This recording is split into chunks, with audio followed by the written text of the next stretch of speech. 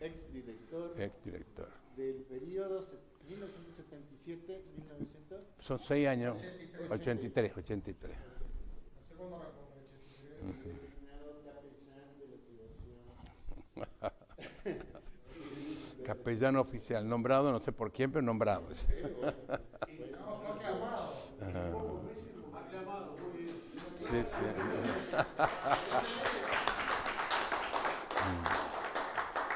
Muy bien. Miguel Ángel aceptó gustoso de venir a visitarnos cruzando el charco y en esta oportunidad y en septiembre también tendremos otra visita y después una tercera En diciembre. El tema de hoy, bueno, todos saben que es la fraternidad en la perspectiva de la espiritualidad Franciscana, claro. Bien, comenzamos con esta referencia. Vamos a hacer como 3 núcleos. El primero, un poco volver a la memoria, Francisco, su tiempo, su contexto, qué entendía él. Luego el gran problema filosófico que viene después de Kant y la posmodernidad, el pensamiento. Yo voy a presentar 2 filósofos que de alguna manera expresan el pensamiento franciscano en el ámbito filosófico. Y después finalmente lo que voy a llamar yo, que creo que es lo que nos va a servir a nosotros, claves pedagógicas del franciscanismo, es decir, claves pedagógicas. ¿Cuáles son los conceptos bases para construir esto que llamamos fraternidad franciscana o cultura franciscana de la fraternidad? Porque esto es lo original del franciscanismo. Primero aclarar una cuestión, entre fraternidad y hermanos. Fraternidad es un concepto institucional. Cuando Francisco habla de fraternidad, siempre entiende hablar, la fraternidad es lo institucional, lo global, como si dijéramos la residencia. Pero para Francisco lo institucional, fraternidad, no es más que un telón de fondo que sostiene la estructura portante. En cambio, cuando él quiere hablar de lo que nosotros entendemos fraternidad, usa siempre la palabra hermano. Cuando Francisco usa el término hermano, entiende una cosa distinta de cuando usa el término fraternidad. Una cosa es la residencia, otra cosa son los residentes. Son 2 cosas muy distintas. La residencia es una institución, un reglamento, una forma, un criterio. Los residentes son sujetos que viven. Ahora, pueden vivir relacionados o pueden vivir amontonados. Pueden vivir vinculados o pueden vivir aislados. Pueden vivir compartiendo un proyecto o pueden vivir cada uno en la suya.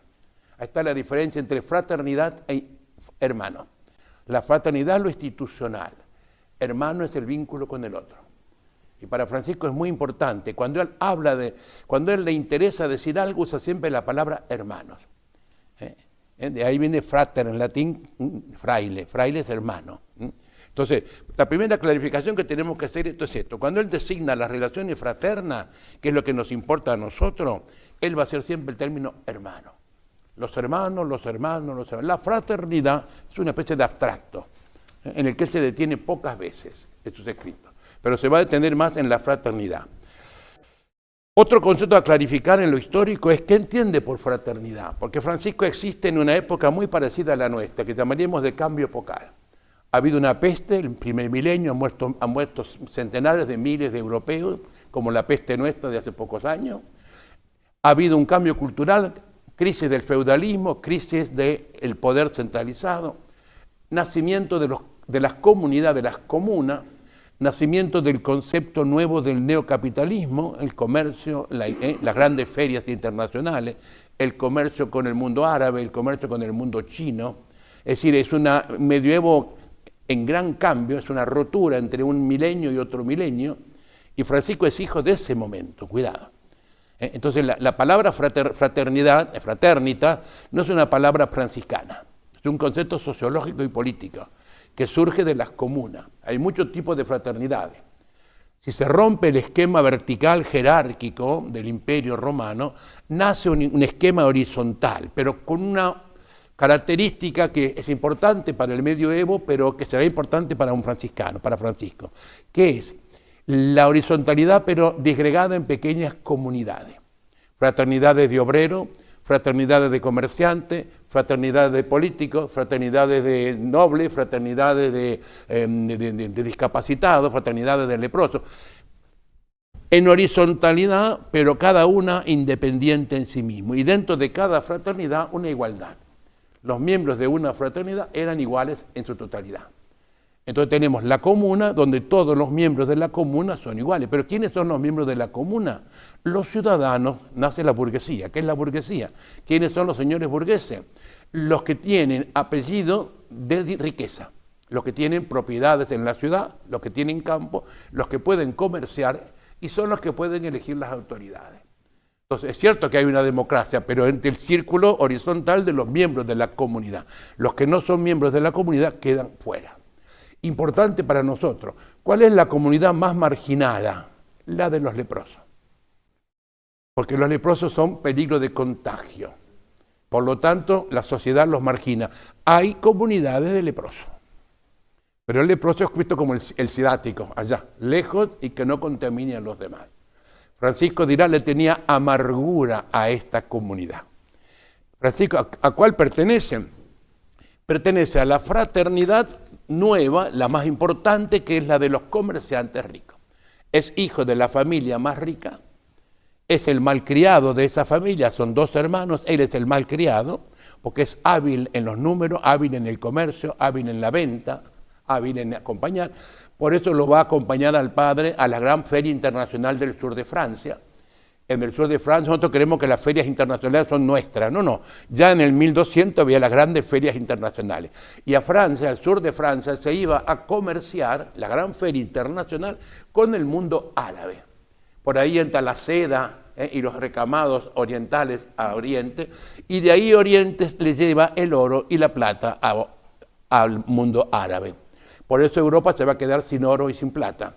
Porque los árabes le dejan tela, le dejan recamado, pero se llevan el oro y la plata. La gran crisis comercial.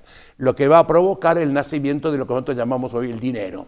Cada comuna va a hacer su propio dinero, su propio recurso económico. Francisco pertenece a ese mundo. Y cuando él tiene el concepto de fraternidad institucional, es ese ámbito comunitario del poder económico. Es el niño que tiene todo y ambiciona todo. Malcriado, yo diría, es el típico exponente de la cultura nuestra, de los niños y de familias ricas nuestras. ¿Vieron hoy? Francisco se parece mucho al hijo de la familia rica. Tienen todo, gozan todo, disfrutan todo y no les importa nada, más que triunfar. La familia rica hoy es así.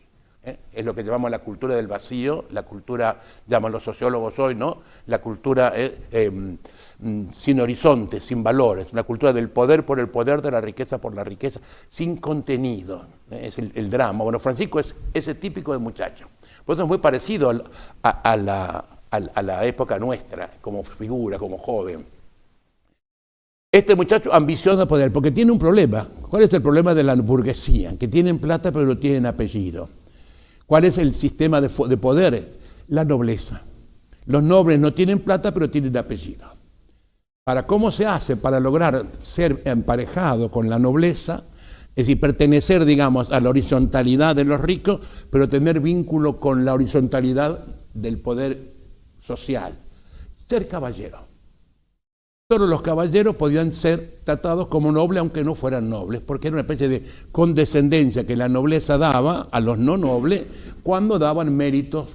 Y una de las maneras de ser caballero era ir a la guerra, era triunfar o ir a las cruzadas. Por eso este joven va a la guerra. Y va a la guerra contra la nobleza. Asís es un burgo de ricos comerciantes, el más rico era su padre, pero eran ricos comerciantes, que se liberan del poder jerárquico de los nobles y los echan a los nobles, van a Perusa, los echan, hacen una guerra y los echan, hasta que los nobles vuelven y recuperan la ciudad. Y se crea el pacto así llamado de Asís. Francisco está entre los jóvenes que van a la guerra contra la nobleza. Por lo tanto, es uno que tiró, que pateó, que lastimó, quizás no mató a nadie, pero no fue un nene inocente. Porque cuidado con los biógrafos y con la historia. La historia después tiende a esconder lo que no quiere que aparezca y a mostrar lo que quiere que aparezca. Es un joven típico. Si es un joven que va a la guerra, un joven ambicioso, pongámosle todo lo que un joven ambicioso aspira para ir a la guerra. Y el padre le banca todo. Porque el padre tiene debilidad por este hijo. Esto para ubicarnos. En ese contexto, este muchacho va a la guerra, cae preso y en la cárcel descubre. ¿Qué es lo que descubre? El vacío existencial, diríamos hoy nosotros. Que tiene todo y no tiene nada. descubre el dolor, el sufrimiento, la injusticia. Es decir, es un muchacho de 17, 18, 19 años que vive una crisis profunda de una realidad que no conoce. Y lo que no conoce no se conoce a sí mismo. Por eso es interesante cómo comienza él. Él comienza con esta famosa oración: ¿quién soy yo y quién eres tú? Haz que te conozca y haz que me conozcas. Interesante. Es la pregunta de fondo de un joven que se pregunta el sentido y el valor de su vida, porque está vacío de sentido. Como los jóvenes nuestros de hoy, cuidado, si ustedes trabajan con juventud, el joven de hoy, el drama de la juventud de hoy no es muy distinto al drama de aquel tiempo. El joven de hoy carece, no hay horizontes de sentido. Se usa una expresión latina para usar los jóvenes de hoy, el carpe diem, gózate el momento. No hay futuro, no hay horizonte, goza el momento, vive el momento. En nuestra cultura se parece mucho a eso. No por nada, Bergoglio, que es un gran conocedor del franciscanismo, se llama Francisco. Porque Francisco es el joven que transforma su época histórica. Eso es lo curioso. Que este muchacho va a ser el que va a transformar su época histórica, desde su propia experiencia personal. ¿Y cómo la va a transformar? Desde esa experiencia que él va a hacer de encontrarse con algunos que, como él, desde el vacío comienzan a buscarle sentido a la vida. Entonces, lo primero es, digamos, una cultura en la que la fraternidad les permite a ellos culturalmente horizontalizarse en un grupo distinto de los demás grupos. ¿Qué es lo que caracteriza a este grupo? Haberse encontrado consigo después de haberse encontrado con Dios. Interesante. Empieza a aparecer uno que es curioso porque estamos en un medioevo, diríamos, ultra religioso, pero quizás formalmente religioso. Una religiosidad que cubre todo, pero que no llega a tocar las raíces del sentido de la vida. Entonces, todo esto es lo que Francisco va a llamar conversión, es decir, como reencontrarse consigo mismo. Después vamos a detenernos en la tercera parte, lo que yo llamo la pedagogía del franciscanismo, que son palabras claves en las que él se va a detener. Porque esas palabras claves son las que revelan quién es él.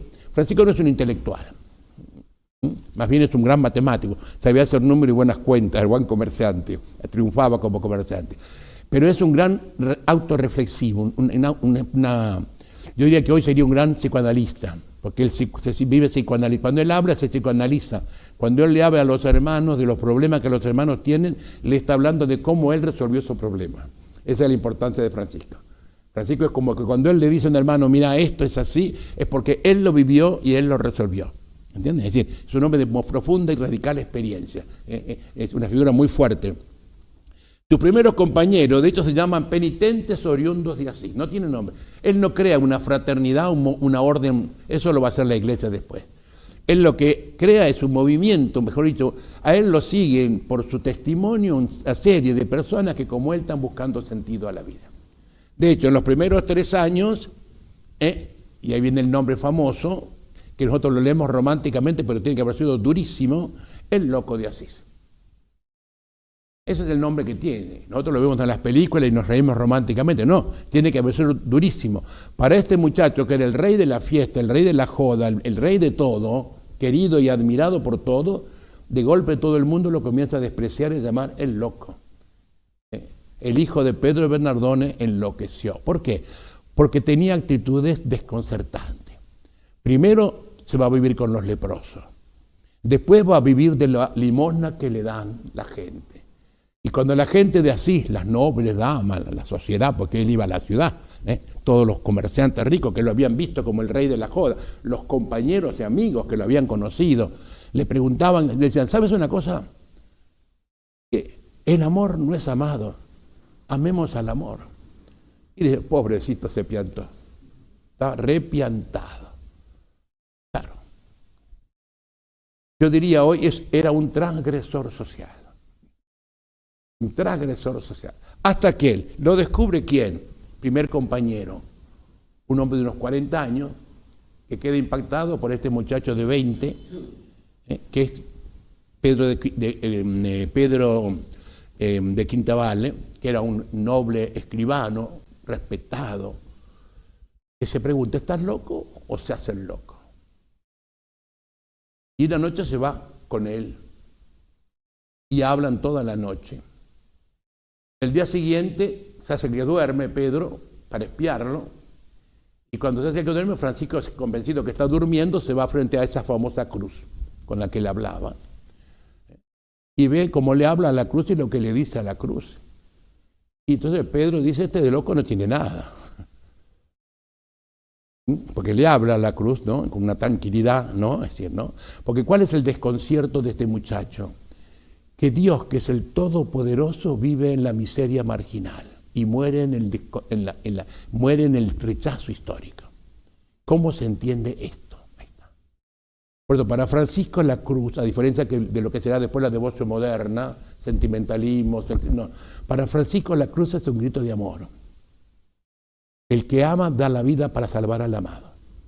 Esa es la clave de lectura de él. Entonces, cuando él ve la cruz, no ve el dolor, el sufrimiento como lo vemos nosotros dentro de una espiritualidad del sufrimiento. No, no. Él lo ve como aquel que por amor carga el dolor del mundo porque quiere salvar al mundo del dolor. Y la única manera de salvar al mundo del dolor es cargar el dolor del mundo. No hay otra. Y eso solo se hace cuando hay amor. Por ahí va la línea de él, ¿no? Bueno. Eso es lo que se entiende por la palabra penitente, no que hace penitencia por los pecados, sino volver a las raíces de lo que somos. En ese camino, Pedro Quintavale, a la mañana, que lo estuvo espiando toda la noche, a la mañana le dice, Francisco, si yo quisiera venir a vivir contigo, ¿qué tendría que hacer? Y le dice, yo no sé. Yo sé lo que Dios quiere de mí, no sé lo que Dios quiere de ti. Si tú quieres saber lo que Dios quiere de ti, mañana vamos al pueblo, abrimos el Evangelio y ahí le preguntas a Dios lo que Dios quiere de ti. Y entonces Pedro dice, este está más sano de lo que yo pensaba. Claro, porque yo no sé lo que Dios quiere de ti, yo sé lo que quiere de mí. Y entonces fueron juntos a la iglesia de San Nicolás, una iglesia pequeña. El cura no era muy culto, al lado de Pedro Quintavale, que era un hombre culto, un escribano. Y entonces, mira, acá están los textos, elijan ustedes, le dice el cura que se quiere lavar las manos, ¿no? Sobre todo por Quintavale, no por Francisco, porque lo consideraba loquito. Y el cura, y agarran los textos y agarran el texto. El que quiere ser perfecto va, vende todo y sígueme. Y Francisco dice, bueno, eso es lo que yo quiero, eso es lo que yo aspiro. Y Pedro Quintavale dice, ¿yo? ¿Qué sé yo? Y leen, y Pedro cambian el texto porque eran fascículos, y con el nuevo fascículo le sale lo mismo. Entonces, era riquísimo Pedro Quintavale, llama a todos los pobres y empieza a distribuir la plata a los pobres. Hay un canónigo de la catedral, un monseñor, que le había prestado a Francisco, como lo consideraba rico, hijo del Bernardone, le había dado piedra para restaurar la capilla de San Damián. Pero no le pagaba, no tenía plata, el padre no le daba plata. Y el cura estaba furioso. Cuando se enteró de esto, el cura vino y le dice, pagame, antes de darle, pagame las piedras. Pagale le dice a Pedro, pagale a este cura ahí, que se va a ir al infierno este cura, pagale. Y el cura quedó le quedó picando, y al día siguiente el cura viene y dice, Francisco, yo también quiero vivir con vos. El famoso Silvestre, el primer clérigo, era un canónigo, un monseñor de alto prestigio de la catedral. Es decir, este muchacho va como impactando, creando un grupo, pero el grupo es internamente esto, vivir en relación, vivir en vínculo. Acá está lo que para mí es importante entender. ¿Y dónde está la base de este vínculo que Francisco va a ir colocando? Porque si no, a la hora de entenderlo no lo entendemos. ¿Quién es Dios? En un mundo filosófico, del Dios ser, ontológico, ¿quién es Dios para Francisco? Relación. Un padre que ama a un hijo. Un hijo que ama a un padre. Un padre y un hijo que aman al mundo que han creado. Un mundo creado que se olvidó del amor del padre y del hijo. El padre y el hijo que vienen a salvar este mundo creado. ¿Qué es Dios? Amor, vínculo y relación. Y como el hombre fue creado a imagen y semejanza de Dios, ¿quiénes somos los humanos? Los que tenemos que aprender vínculo y relación. ¿Qué es para Francisco la fraternidad? Vínculo y relación. Si hay vínculo y hay relación, hay imagen de Dios. Si no hay vínculo y no hay relación, no hay imagen de Dios. No sé si me van siguiendo. eso lo va sacando del encuentro con el Cristo. ¿Quién es el Cristo? Por eso la pregunta es, ¿quién soy yo y quién eres tú? Haz que te conozcan, haz que me conozcan. ¿Y quién es Jesús? Es el Padre, es la expresión del Padre, es el rostro del Padre. Y seguir a Jesús es seguir el proyecto de Jesús. ¿Cuál es el proyecto de Jesús? Una nueva sociedad, un nuevo mundo, nuevos vínculos. Lo que llamaríamos en Biblia la nueva familia de Jesús. Y si hay algo que intuyó Francisco, este joven, es que el sueño de Jesús es una nueva relación social, nuevos vínculos entre las personas. Eso es lo que Jesús llamaba el reino de Dios. Por lo tanto, había que trabajar para crear nuevos vínculos, nuevas relaciones, nuevas perspectivas. Y en eso entonces, a los que venían, él les decía, hagamos lo que el Señor nos dice. ¿Qué nos dice? Y entonces el texto, ¿cuál era? El Evangelio. ¿Qué es lo que Jesús le pidió a sus discípulos? Eso tenemos que hacer nosotros. Entonces, acá viene lo que Francisco llama el don de Dios. El Señor me dio hermano. Descubrir el Evangelio no era cuestión de razonamiento, era cuestión de experiencia, conocer. Un verbo técnico para él, conocer a Dios. Pues haz que te conozca. No es el conocimiento cognitivo, filosófico, es el experiencial. Nosotros tenemos dos maneras de conocer, la racional, la que está en la azotea, y la experiencial, la que vivimos en nuestra interioridad. Cuando Francisco habla de conocer a Dios, habla de experimentarlo. Y a Dios solo se lo puede experimentar si Dios se deja experimentar. Es un don. No es que el hombre pueda conquistar a Dios. El hombre tiene que dejarse conquistar por Dios. Y para dejarse conquistar por Dios hace falta dos cosas: silencio y escucha. Francisco se va al bosque a hacer silencio, y en el silencio del bosque lo escucha a Dios. Y cuando Dios le habla, él vuelve para vivir lo que Dios le pidió. ¿Y qué le pide Dios? Que sea hermano de todos los hermanos, porque su Hijo es hermano de toda la historia humana. ¿Quién es Jesús para Francisco? El hermano mayor de la historia universal. Y lo va a llamar. Y va a decir, demos gracias al Padre Dios que nos dio su Hijo, que es el hermano mayor de nosotros. El hermano mayor de todos nosotros que somos hermanos. Ergo, tenemos que trabajar para que todo sea... Cuando hablamos de fraternidad franciscana, hablamos de esto. Construir una gran familia de vínculos, no sanguíneos, sino de vínculos humanos en el proyecto de Dios. Hemos nacido para ser hermanos. Y el que nos hace hermanos es el hermano mayor de la historia humana. El que muere por los hermanos. Esa es la lectura que tiene, es la clave hermenéutica. Este Hijo del Padre y hermano nuestro Jesús nos presenta un proyecto. La comunidad trinitaria es la imagen de Dios que se proyecta sobre la realidad humana. Y esa comunidad trinitaria es el modelo de la sociedad que tiene Francisco. Un padre que vive amando eternamente a un hijo que vive amando eternamente al padre, padre e hijo que viven encontrándose en el amor eterno, y que en el amor eterno generan un encuentro con la criatura que crean para encontrarse con ella. Por lo tanto, todo no es más que parte de un único Dios que se hace presente de diversas maneras. Es interesante, y sobre todo hoy, para tener cuidado cuando hablamos de la ecología franciscana, que no tiene nada que ver con la ecología verdadera franciscana. Después vamos a hablar. Francisco no es un ecologista romántico nuestro. No, él ve en la naturaleza el signo sacramental de Dios, que es muy distinto. La naturaleza no es algo que armoniza estructuralmente a la manera moderna, sino que la naturaleza es como el sacramento, es donde Dios me sigue hablando, donde Dios me sigue manifestando su amor y sigue haciéndome notar que le interesamos, porque la naturaleza está para que nosotros podamos ser lo que tenemos que ser. Por lo tanto, hay una armonía para él, la creación es armónica, y esa armonía está en orden al proyecto del Dios trino y uno, que se expresa en el mundo creado, ¿no? Jesús es el que nos manifiesta el amor del Padre, y los hombres somos relacionados, y solo si caminamos en esta relación podemos encontrar nuestra propia identidad. Ahí está. El Espíritu, el hálito de Jesús nos recuerda esa voluntad de Dios. Y así, porque ¿qué es el Espíritu Santo? Francisco habla mucho del Espíritu Santo, no en conceptos teológicos de manual, sino en el concepto de quien me inspira, quien me hace experimentar eso que es el amor con el que Dios me ama y la presencia de Dios. Es interesante, porque ustedes son todos casados. El amor se experimenta, no se escribe. Yo puedo escribir muchos libros de amor, pero no es lo mismo. Es algo que no lo racionalizo, lo vivo, lo experimento. Bueno, eso es el Espíritu Santo, algo que no se racionaliza, algo que se experimenta, algo que se vive, que susurra en tu interior. ¿Y para qué te susurra? Para que tú vivas del vínculo y la relación. Fíjense qué interesante, porque cuando hablamos, si lo bajamos a la realidad, ¿qué es el matrimonio? El matrimonio es un vínculo. Si no hay vínculo y relación es un fracaso, es un infierno. El secreto del matrimonio, ¿qué es? El vínculo, la relación. El secreto de una familia, ¿qué es? El vínculo, la relación. El secreto de la sociedad, ¿cuál es? El vínculo. Cuando no hay vínculo, no hay relación, ¿qué hay? Fracaso. No se construye aquello por lo cual Dios nos creó. Ahí está. En eso Francisco es muy preciso, no anda con vuelta, ¿no? Y después lo vamos a ver. El amor de Jesús es comunitario y recíproco.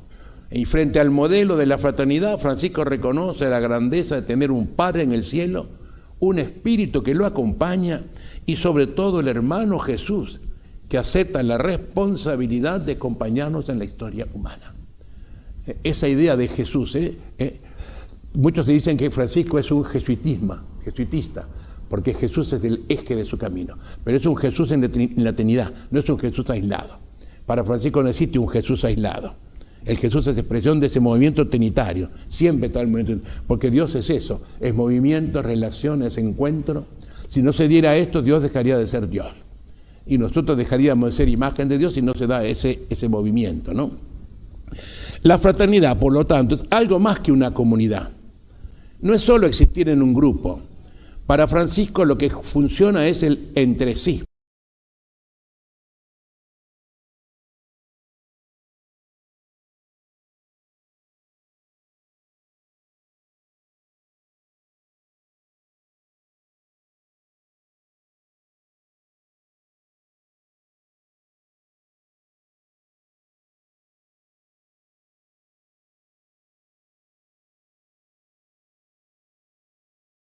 Si quieren, de la residencia, ¿no? Que están de las pequeñas alas, los encuentros de ala, porque no es una cuestión exterior, es la dinámica, lo que llamaríamos la pedagogía, que me lleva a vivir esta experiencia de encuentro, de estar con el otro, de compartir con el otro, de convivir con el otro.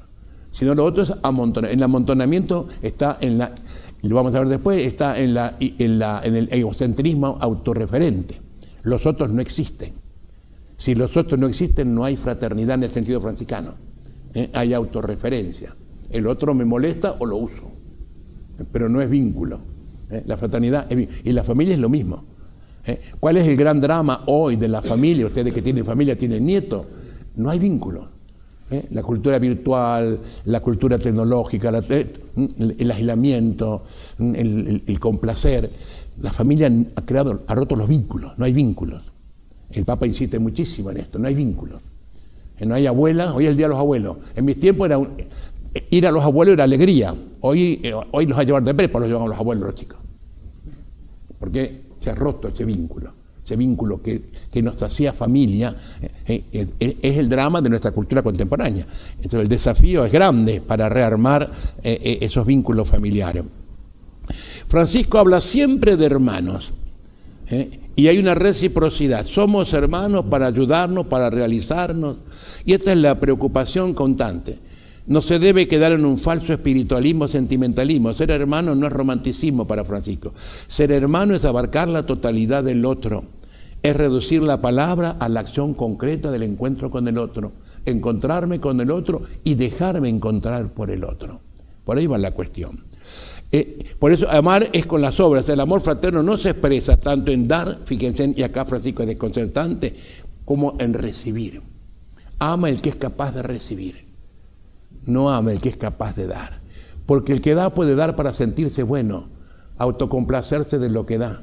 Y cuando yo me siento bueno y me autocomplazco, me siento superior al otro. Cuando en cambio recibo, valoro al otro como don que me ayuda. El otro me ayuda porque yo recibo del otro. El otro me hace crecer, me hace madurar. Francisco se coloca en esta línea, en la línea de la humildad. Para Francisco es la capacidad de recibir. ¿Por qué? Porque todo viene de Dios. Y por lo tanto, a Dios lo llamaba el gran limosnero, Francisco. El que vivía dando el limosnero, el que ayudaba a los ricos. Se llamaba el limosnero en el medioevo, el rico que ayudaba a los pobres. Bueno, Dios es como un rico que ayuda a los pobres. Es el gran limosnero que nos da todo. Y si a vos te da, es para que vos des. No para que lo retengas, para que tú compartas con Dios ese don de dar, ¿no? Y ahí nace el sentido que no puede ser distorsionado, el sentido de la confianza en el otro. Otro punto importante es la confianza. Confiar en el otro es creer en el otro. Y si yo creo en el otro, no me siento humillado porque el otro viene a mi encuentro. Si me siento humillado porque el otro viene a mi encuentro, es porque no descubrí para Francisco todavía la calidad del amor. Solo el que ama no se siente humillado de que el otro venga al encuentro de mi falta, de mi carencia. Porque descubro que el otro me ama, me ayuda, me potencia, ¿no? Aunque teóricamente nuestro ser es relacional, pensamos que un hombre no debe depender de nadie, generalmente lo tenemos, todo lo opuesto del pensamiento de Francisco. El hombre tiene que ser autónomo, tiene que ser exitoso, si no es un fracasado. Francisco lo tuvo todo y lo dejó todo, porque el tenerlo todo fue para él fracaso y el perderlo todo fue para él ganancia, porque solo cuando lo perdió a todo comenzó a comprender el sentido de la vida. Y comenzó a comprender los valores de la vida. Yo diría que es transgresor y hasta revolucionario, Francisco, no el Francisco romántico de la novela o de los libritos, sino el histórico. Yo quiero bajarles lo que Francisco históricamente fue. ¿No? Fue un hombre, no por nada fue cuestionado en su época, no es que fue pacífico, ¿no? La preocupación de asegurar lo necesario para sí, para los demás, era fundamental para Francisco. Leo un texto de él. En cualquier lugar, lo leo a Francisco, en cualquier lugar donde estén y se encuentren, fíjense en los verbos, estar y encontrarse. La residencia es un lugar para estar y encontrar, ¿no? Los ex residentes para estar y encontrar, ¿no? Si no, no somos hermanos. En cualquier lugar que los hermanos estén y se encuentren unos con otros, los hermanos compórtense mutuamente con familiaridad entre sí. La nueva familia de Jesús. Y expongan confiadamente el uno al otro su necesidad. Porque si la madre nutre y quiere a su hijo carnal, cuánto más amorosamente debe cada uno querer y nutrir a su hermano espiritual. Y cuando dice espiritual, no dice espiritualismo sentimental, dice en el Espíritu Santo. Tú eres mi hermano en el Espíritu Santo. Y yo debo amarte como una madre y cuidarte como una... Por lo tanto, tú tienes que sentirte cómodo de expresarte conmigo como si fuera tu madre, si tienes una necesidad, una carencia. No sé si me dan cuenta de la profundidad, esto es revolucionario en las relaciones humanas, es muy profundo. La fraternidad no es una familia en sentido natural, sino que es la que reúne la voz del Espíritu. Cuando él habla de hermanos espirituales, habla de este vínculo profundo que Dios nos da a nosotros. Porque cree que si el Espíritu de Jesús es el que reúne, el Espíritu de Jesús es el que revela y el que actúa en la madre de cada hermano. Ahí está. Por eso yo digo que para Francisco cada uno es sacramento de Dios, signo sensible de Dios. Cada hermano es un signo sensible de Dios. Otro texto que Francisco lo claro, porque no es ingenuo, entonces no me ingenuo Francisco.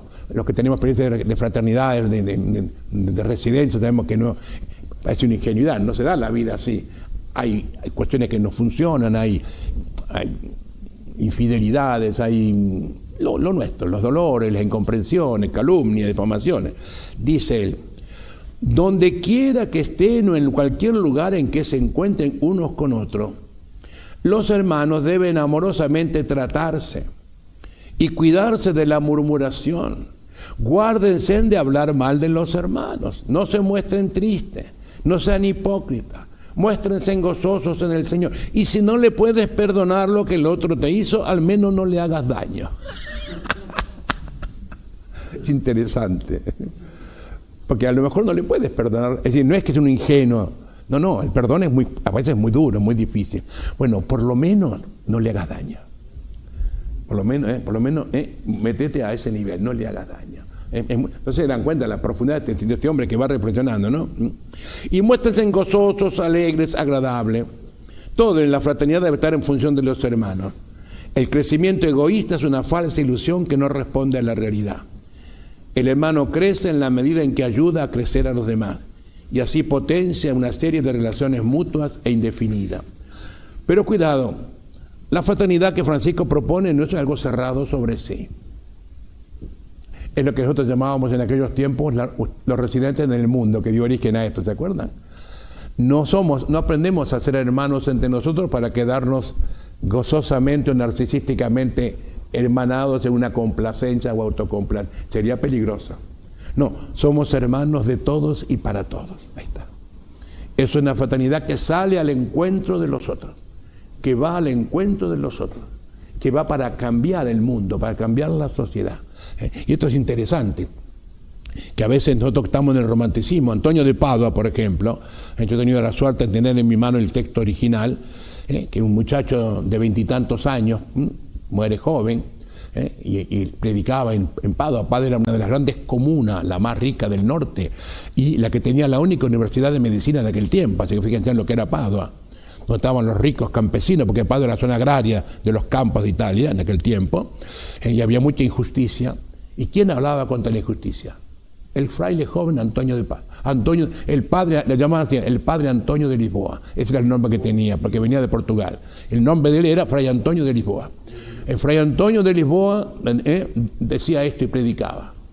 Y hay un decreto de la comuna de Padua, el decreto está en el museo, donde dice: de acuerdo a lo que enseñó el Fray Antonio de Lisboa en su último discurso cuaresmal, el gobierno de la ciudad de Padua decreta que ningún pobre que no pueda pagar sus deudas va preso, que ningún pobre que no pueda pagar sus deudas se le va a quitar lo que tiene, y que a ningún pobre se lo va a marginar de ningún acto social porque no puede pagar con su pobreza.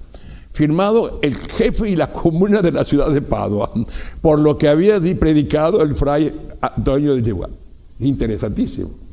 Antonio de Lisboa, que va a pelearse con el príncipe para defender a las mujeres que maltrata. ¿Eso de dónde parte? Parte de este concepto de Francisco, es contemporáneo.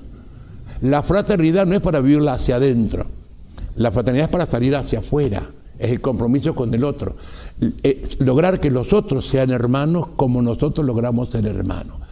Podríamos decir hacia afuera, abrirse, pues hermanos de todos. En la carta a los fieles, Francisco le dice: el amor fraterno es amar a nuestros prójimos como a nosotros mismos. El egoísmo radica justamente en esto, en ser insolidarios, en no abrirnos a la necesidad del otro o a la realidad del otro. El egoísmo es esto. Tenemos que salir al encuentro del otro. El que vivió la experiencia fraterna tiene que salir a construir un mundo fraterno. Y cuando decimos mundo fraterno decimos esto: vinculado, socializado, solidarizado. Francisco no se hace demasiadas ilusiones sobre el hombre, lo conoce, pero Francisco cree en el hombre, no porque el hombre sea capaz de hacer, sino por lo que Dios es capaz de hacer con el hombre. Esta es la diferencia. El que nos cambia el corazón es Dios, por eso es necesario volver a Dios. El que nos hace capaces de ser hermanos es Dios que actúa en nosotros. El hombre de por sí mismo, dice Francisco, es incapaz de ser hermano del hombre, porque el hombre actúa en el autorrepliegue, en el egoísmo, en la autodefensa. Solo Dios te rompe ese muro y te saca hacia afuera, te hace como Él, salir de tu autoencierro, ir al encuentro con el otro. Y de hecho Francisco va en su camino hacia los sarracenos, hacia los infieles.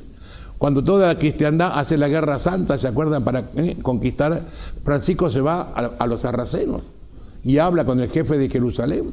Y gracias a Francisco, los franciscanos estamos en Jerusalén. Y fíjense, a tal punto está impactado el sarraceno, a tal punto impactado por este hombre que le habla de Dios y del amor y de la fraternidad, que cuando conquista la ciudad de Jerusalén, por la ley del Corán, si el príncipe entraba en el Santo Sepulcro, automáticamente se convertía en mezquita y no dejaba de ser cristiana. Y él, por respeto a Francisco, no entra al Santo Sepulcro, construye una mezquita adelante y deja que los frailes entren al Santo Sepulcro y le da un salvoconducto a Francisco para que sus hermanos puedan entrar en el Santo Sepulcro. Y hoy el Santo Sepulcro es nuestro gracias a la admiración que tenía el jefe de los árabes por este hombre, que no fue a pelearlo, fue a hablarle del evangelio, del amor, de la libertad, de la nueva sociedad que había que construir juntos. Es interesantísimo. Yo me acuerdo cuando estaba en Roma, y fue por primera vez que Juan Pablo II invitó a todas las religiones a Asís, a la basílica, a ese encuentro de paz entre las religiones, vino el gran jefe musulmán. Y mientras entraba en la basílica, ahí está la pintura donde pinta el encuentro de Francisco con el jefe ahí, ¿no?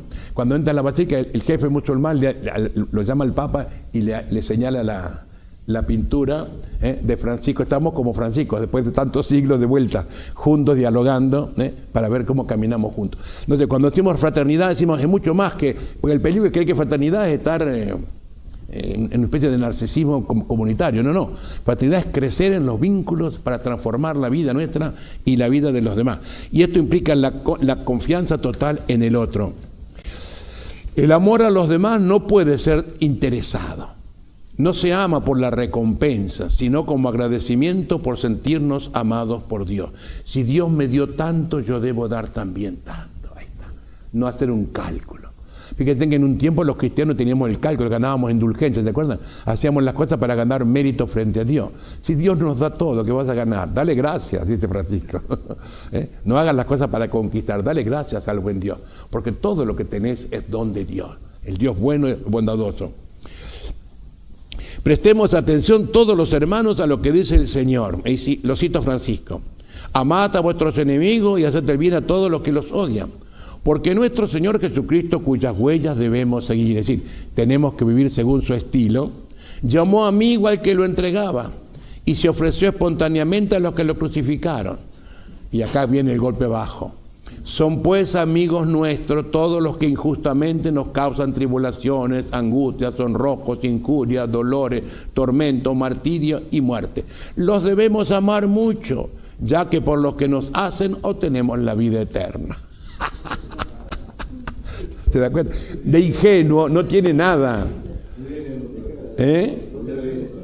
¿Cómo lo lee? La párrafo, sí dice. Amen a sus enemigos y hagan el bien a los que los odian. Pues porque nuestro Señor Jesucristo, y ahora viene, cuyas huellas tenemos que seguir, es el modelo nuestro, debemos seguir, cuyas huellas tenemos que seguir, llamó amigo al que lo entregaba, amigo lo llamó a Judas, ¿no? Y se ofreció espontáneamente a los que lo crucificaron. Son pues, ya concluye ahora, pues el modelo de él es la cruz, Si la cruz es el modelo, lo sigo. Son pues amigos nuestros todos los que injustamente nos causan tribulaciones, angustias, sonrojos, injurias, dolores, tormento, martirio, muerte. Los debemos amar mucho, ya que por lo que los hacen obtenemos la vida eterna. En el fondo nos hacen sufrir, pero nos hacen un bien. Si sabemos sufrir esto con serenidad, con paz y con amor, nos gana. Él va a tener un texto que yo no trato acá, que lo llama la perfecta alegría. Pero que también lo leemos romántico, porque el peligro con Francisco es que lo leemos todo románticamente y de romántico no tiene. Si hay un hombre que no es romántico es Francisco, tiene un sentido concreto y experiencial de la vida y sabe lo duro que es vivir esto. Porque cuando la orden tiene muchísimo fraile, 10.000, y ha intentado los intelectuales y los cultos y los nobles, a Francisco lo ven muchos como un buen hombre, pero de cuarta, de muchachito. Entonces él escribe La perfecta alegría, que es el último texto de él. Dice, el hermano Francisco viene porque ha nevado, está nevando y está todo bajo nieve. Y el hábito se le ha hecho escarcha y los nudos se han hecho pelotas de hielo y golpean las piernas y lastiman las piernas del hermano Francisco. Del hermano Francisco lastiman las piernas y golpean y dice, el hermano Francisco viene así todo congelado, herido, lastimado, ensangrentado y golpea las puertas del convento tarde. Ábreme hermano, y viene el hermano guardián. ¿Quién eres? Soy el hermano Francisco. Anda, inútil, ignorante, no molestes a esta hora. Pero tengo frío, tengo hambre, dame, no te y sale, y encima sale y me reta y me tira la sangre, lo hago corto, me tira la sangre, me deja lleno en medio del escarcha. Si yo no pierdo la paz, si yo no pierdo la alegría, esa es la perfecta alegría. Y ojo que él no hablaba románticamente, él sentía que muchos frailes no lo apreciaban, que muchos frailes lo consideraban, es un buen hombre, pero estamos en otra, ¿viste? Teníamos los grandes maestros, la orden tuvo en los 10.000 frailes grandes figuras de mucho prestigio, pero también hubo grandes transformaciones, porque así como él, porque la realidad de la vida fraterna no es fácil, entonces hay momentos de la vida fraterna que son duros. Si en esos momentos tú no pierdes la paz, no pierdes la serenidad, si sabes que eso es parte del camino, esa es la perfecta alegría.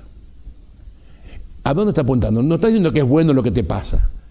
Está diciendo que aunque te pase lo que te pase, no pierdas nunca la paz con Dios. Porque el sentido de tu vida viene de Dios, no de los otros. No sé si me explico. Si tú pierdes la paz es porque no la tienes con Dios. Has perdido tu relación con Dios. Has construido sobre vos. Y cuando uno construye sobre uno, se viene abajo todo. Cuando has construido sobre Dios, aún eso, que puede ser muy duro, no te quita el vínculo con Dios, porque es Dios el que te sostiene. No sé si me van entendiendo. Yo quiero que vayan entendiendo la profundidad de Francisco, porque siempre tenemos una imagen muy dulcificada de este hombre, ¿no? Que como digo, no tiene nada de dulcificado. Piensen que nunca más entró en su casa. Piensen que su hermano, Fernando, no le perdonó nunca lo que había hecho con la familia, haberse ido de la casa, siendo que él el privilegiado del padre. El hermano solo le perdonó a Francisco pocos meses antes que Francisco muriera. Pero los hijos de Fernando, los dos varones y las dos mujeres se hicieron frailes y Clarisa. Y uno de los sobrinos de Francisco es el que sirvió de modelo para la pintura de San Francisco del Chimabue de la Basílica. El que sirvió de modelo al pintor es un sobrino de Francisco, que se parecía muchísimo al tío. Así que cuando el padre terminó mal hasta el final, pero los sobrinos y las sobrinas los dos se hicieron frailes y las dos se hicieron monjas, y por eso toda la propiedad de la familia pasó a los frailes. ¿No? Que está en el centro de Asís, para decir, pero con la familia, nunca más con su padre, nunca más con su madre. Y digamos y eso tiene que haber sido durísimo, porque Francisco era un muchacho, un hombre de afecto, de sentimiento. Para decir, cuidado con la imagen que a veces nos hacemos romántica de Francisco, que nada que ver, ¿no? Tercer punto, hermano de las criaturas. Esa fraternidad se habla creado, porque las criaturas son expresión del corazón de Dios. Dios las coloca para que nosotros le demos gracia y nos alegremos. Ustedes que tienen la playa, ¿no es cierto? Que tienen, nosotros tenemos las montañas. Un atardecer, uno se sienta en la playa y ve un atardecer, una caída de sol. Hay algo que sea más, que te llegue más adentro que eso. A veces yo me acuerdo en el norte, la montaña, vos paras el auto y ves, estás vos solo, la montaña, el atardecer, y vos decís, si esta belleza natural te sacude, lo que debe ser es ver a Dios. Porque la belleza de la naturaleza no es más que sacramento de la belleza de Dios. Y Dios la ha hecho para alegrarnos y para darle gracia. El drama es cuando yo me apodero de esa belleza. Ahí está, el drama cuando no respeto eso, cuando no lo uso en la necesidad para el bien del hombre, sino lo uso por economía, por gusto, cuando destruyo eso que Dios ha puesto al servicio mío. Pero por eso Francisco ama, se va a la soledad él se va a la soledad del bosque y se hermana. La madre tierra, hermana sol, hermana luna. Cuidado, no es romántico, cuidado con esto. Es el sentido que tiene. Todos estamos vinculados, todos estamos relacionados. Dios nos vincula con todos y con todo. Hay que aprender, este es el secreto. Esa cosmología de Francisco se diferencia de la que tenemos hoy como una ecología centrada en el hombre y en lo económico. No, para Francisco todo proviene de Dios y por eso va respetada la ecología. Va respetada porque es un don de Dios en beneficio del hombre. Y el hombre no puede aprovecharse de ese don de Dios. Tiene que agradecerlo y tiene que respetarlo, ¿no? En este sentido, la relación de Francisco con la naturaleza, como criaturas hermanas, de aquel Dios dueño y Señor que convierte todo en transparencia, nos lleva a la responsabilidad de la creación. Francisco nos hace responsables de la creación. Y yo diría que la fraternidad es una alternativa social y histórica. Si ustedes piensan que todas las noblezas europeas, la burguesía, trasladada en parte al campo de la ciudad, la fraternidad optó por una estructura, diríamos hoy, antieconómica, por una estructura humanizante, siendo que viene del...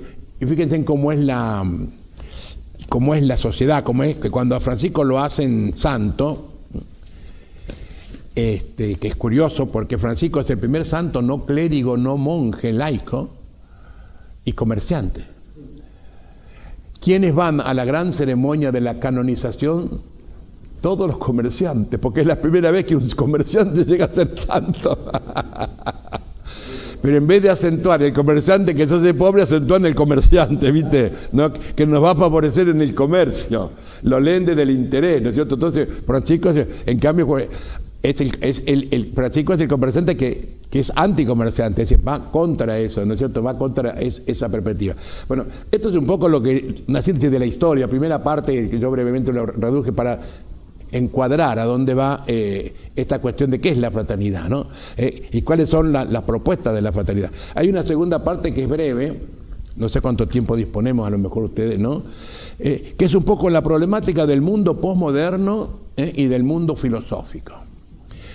Y hay dos autores que yo aprecio mucho en filosofía, que no son cristianos, son judíos los dos, pero y porque son judíos tienen todo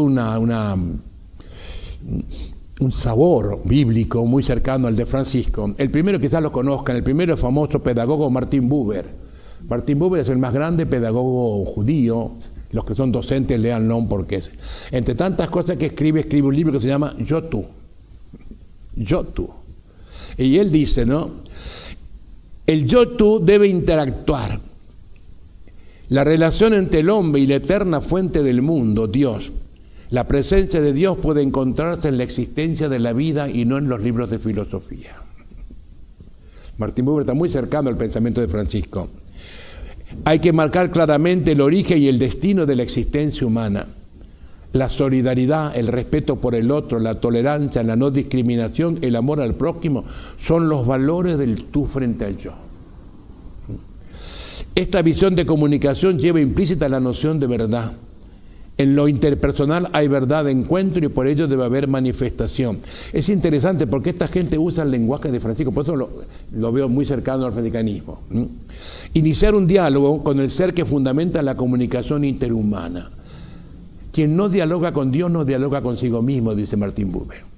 Y quien no dialoga consigo mismo no ha encontrado su yo. El que no encontró su yo no puede buscar un tú, porque está encerrado en su propio yo no conocido. Hay que salir del yo para ir al encuentro del tú. La fraternidad es esto, ir al encuentro del tú, ir al encuentro del otro, pero al mismo tiempo dejarse encontrar por el otro, porque también el otro viene a mi encuentro. Yo creo que esa es la experiencia más rica de la residencia, la que hemos querido transmitir y la que creo los hermanos siguen queriendo transmitir, que la residencia sea un espacio de encuentro, no un lugar de amontonamiento, un lugar de encuentro, y ayudar al joven a encontrarse consigo mismo para poder encontrarse con el otro. Si yo no me encuentro conmigo, no me encuentro con el otro. Las ideas de Buber ayudan a mirar de otro modo la enseñanza de los valores. La palabra es sacramento de muy delicada administración y solo se enseña en diálogo. Solo se puede enseñar y formar quien inspira confianza. Ahí está, un término importante. La confianza que tiene el pedagogo que acompaña. Si no hay confianza, no hay capacidad de educar y acompañar. Martin Buber era un gran pedagogo. Otro pensador que a mí me gusta mucho es Emmanuel Levinas, capaz que lo conocen también. Levinas es más reciente. Levinas habla de la ética del otro, la ética como filosofía primera. El otro no es capaz de ser conocido y no debe ser objetivizado o realizado como lo hace la ontología. Y él dice, hay que hablar de sabiduría que nace del amor y no amor a la filosofía. Este filósofo con raíces muy judías, su familia murió toda en la Shoah, vivió la experiencia de la discriminación judía, un gran pensador. Levinas deriva el principio de su ética de la experiencia del encuentro con el otro. Es muy franciscano en su lenguaje. El encuentro cara a cara es la relación inevitable en la que la cercanía y la distancia del otro logra sentirse y tener efecto. El otro frente a uno mismo genera un sentimiento de compromiso, ya que se tiene noción de la existencia del otro que forma parte de uno mismo. Y las experiencias por eso nacen la necesidad de prever por el otro. La revelación del rostro hace que se reconozca la trascendencia del otro en mi vida. El otro me provoca, el otro me sacude. O lo ignoro o me dejo encontrar por el otro. Y en la sociedad es muy importante ese dejarme encontrar. Yo hoy caminaba por la ciudad. ¿Qué me impactó? Le comentaba. La cantidad de gente durmiendo en la calle. Me impactó muchísimo. Cosa que yo no conocía en el Uruguay de mis tiempos. Otra cosa que me impactó. las hojas secas en la vereda. Yo conocí Montevideo limpito, la ciudad limpita. Hoy encontré una ciudad porque fui hasta la ciudad vieja, tenía la mañana, la primera vez que lo hago porque nunca tuve tiempo, y cuando volví y le conté a Quique, el del Quique, Quique no es el Montevideo que yo conocí, sucio, lleno de hojas y lleno de gente pobre durmiendo en tantos rincones, frente a la indiferencia de todo el mundo. Lo que más impactó fue esto, la mía también. Pasás, lo mirás. Bueno, Francisco me hubiera pegado, amigo, ¿no? Es decir, lo que tendría que haberme parado, ¿qué te pasa? Porque encontrarme, dejarme encontrar por el otro. Ese es el desafío, cuando hablo de fraternidad, ¿no? Pues, no fraternidad como institución, no la residencia como institución, sino la fraternidad como vínculo con el otro, lo que me relaciona al otro, lo que me abre al otro, ¿no? Es interesante, Martin Buber, que habla del desinteresadamente, habla del otro, del yo, del tú, del otro, desinteresadamente, dice que el desinteresamiento se vuelve odio cuando se reduce a acumulación, rivalidad, competencia, crueldad, tiranía, y lleva todo a la violencia. En cambio hay otro interesamiento que va más allá del apetito del ser humano. Es otro modo de ser, cuando uno es capaz de desinteresadamente morir por el otro. Y un día le preguntaron a este filósofo, y es impactante, le preguntaron si conoció a alguien que fue desinteresadamente ese otro del que él habla. Y él dijo, un cura franciscano, Maximiliano Kolbe. Ese es mi modelo y mi ideal. Uno que desinteresadamente, por alguien que no conoce, que no sabe quién es, da la vida para salvarlo. Esa es la ética mía, esa es la ética del otro. Y era judío, Y dice, cuando le preguntan en Francia, en un congreso que hubo, si tiene un modelo de ese otro que parecería teórico, ¿no? Y él dice, sí, el modelo mío es un cura franciscano polaco que se llama, un franciscano polaco que se llama Maximiliano Kolbe. Ese es el que desinteresadamente murió por el otro. Aprendió a vivir para el otro. Es la ética del otro, ¿no?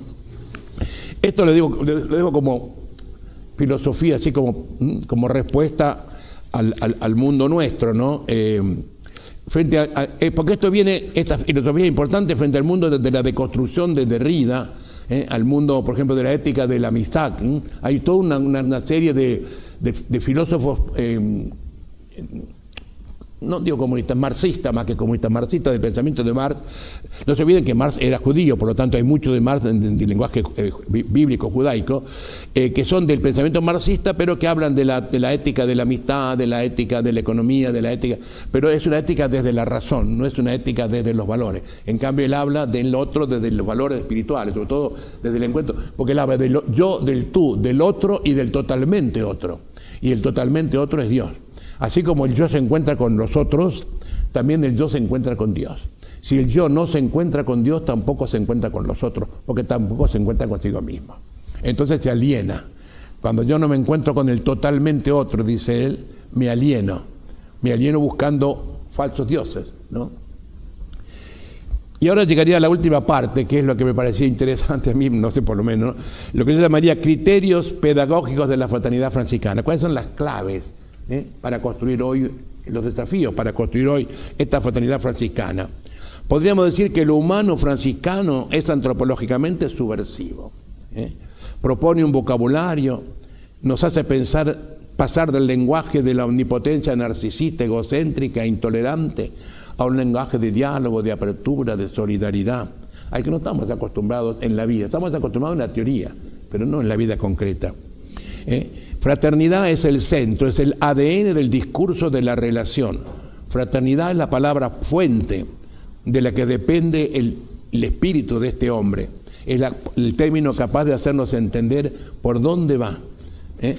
Se trata de aprender y vivir una cultura de la fraternidad. Y estas palabras deberían caracterizar a las familias, a los educadores, a los que estamos en este mundo contemporáneo. Yo me pregunto, ¿qué es construir hoy la sociedad frente al mundo del relativismo cultural? Todo es relativo, nada es estable. Frente al mundo virtual, el telefonito, que no crea encuentro, eso es alienante. Dejó de ser un instrumento de auxilio para convertirse en el dueño de la vida. Pero vamos hasta el baño con el teléfono, es impresionante. Ustedes observen, pónganse un día en la esquina y paren y observen. Todo el mundo que habla solo. Está con el teléfono, está hablando. Es impresionante. Y no somos críticos frente a esto. Lo peor es que no somos críticos. Nos ha tragado como un embudo. Todos hemos caído como un embudo. El Papa lo decía hace 2 semanas en Roma. Hasta los obispos en misa sacan el telefonito, dice el Papa. O filman, o se ponen a filmar, a sacar fotos. ¿No? Y el Papa dice, es increíble, hemos caído esclavos de lo que es un instrumento utilísimo, se ha convertido en un nos domina y nos ha quitado la autonomía, la libertad, nos ha quitado el vínculo, la relación. Los mismos padres ponen al chiquito frente al tele. Antes nos mandaban a las abuelas, ¿viste? Que vayamos a joder a la abuela. Pero eso creaba vínculo con la abuela. Ahora no, ahora los ponen frente al televisor, les ponen un aparatito y jueguito y ahí está el chico y lo tienen ocupado. Sin darse cuenta que lo tienen ocupado con una máquina, no hay vínculos. No hay un otro con el cual yo me vinculo, no. Estoy frente a una máquina. Y creo que lo que veo en la máquina es la realidad. La realidad no es lo que veo en la máquina. Hoy creemos que el mundo es lo que ve la televisión. No, el mundo no es lo que ve la televisión. Es el otro gran desafío. ¿Qué va a pasar con la inteligencia artificial? Cuando dejemos de tener frente a nosotros un otro y tengamos el símil de un otro. Claro. Esos son los grandes desafíos en el mundo en el que estamos hoy nosotros, frente a la sociedad que estamos construyendo. La inteligencia artificial, el materialismo consumista. Es interesante, hoy no, fíjense, a veces quizás nosotros porque somos mayores o críticos, pero es interesante, los teléfonos. Cada 6 meses sale uno nuevo, ¿vieron? Y nosotros compramos el último. No vamos a quedar con este, está superado, compramos el último. Pero no lo compramos porque nos da más servicio, es porque si no quedamos atrás. Quedamos atrás, es inconsciente el mecanismo, es la sociedad consumista. Entonces, el que fabrica teléfono, no fabrica teléfono para hacer un servicio a la comunidad. No, fabrica teléfono para ganar plata. Y te lo vende y te hace la propaganda de que este tiene 2 apps más que el otro, ¿viste? Entonces vos tienes 1 giga más que el otro, que es cierto. Pero no es que le interese que vos tengas más movilidad, lo que le interesa es que vos le compres el aparato. Y vos le compras el aparato. Entonces es impresionante. No somos críticos frente a esto, pero tenemos que entrar en esa criticidad. Criterios pedagógicos para ir terminando esta larga charla, que les puede servir. Esperamos.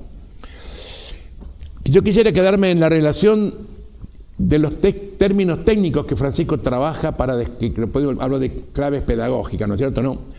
Primero, el Evangelio escuchado, admirado y seguido. 3 términos. Escuchar el Evangelio, admirar y seguirlo. Lo escucho, me provoca. El Evangelio, si no me provocan, no lo escucho. Porque el Evangelio me desarma, me hace ver que no ando bien, me hace ver que hay cosas que tengo que cambiar, hay cosas que no están funcionando. Solo cuando lo escucho me provoca esto. Si no lo escucho, no me provoca. Si no lo escucho, paso. Ahora, entonces cuando me provoca, ¿qué me invita? A seguirlo. Tercera cuestión. El seguimiento de Jesús es fruto de la provocación. La provocación es fruto de escuchar. Francisco fue un místico, pero cuidado, un místico absorbido no por los vuelos espaciales, sino por una relación de mi Dios y mi todo. Deus meus et omnia. Esa es la frase de él. Mi Dios está en todo y todo está en Dios y yo estoy en todo. Ahí está. Un hombre absorbido, enamorado de una persona, de ahí arranca su gozo y su seguridad. Jesús dijo en la última cena, ustedes son mis amigos. Ahí está. Y eso a Francisco lo golpeó. Cuando Jesús se despide en la última cena, nos llama, ustedes son mis amigos, porque no hay secretos entre nosotros. Ahí está. Ese concepto de amistad lo marca Francisco.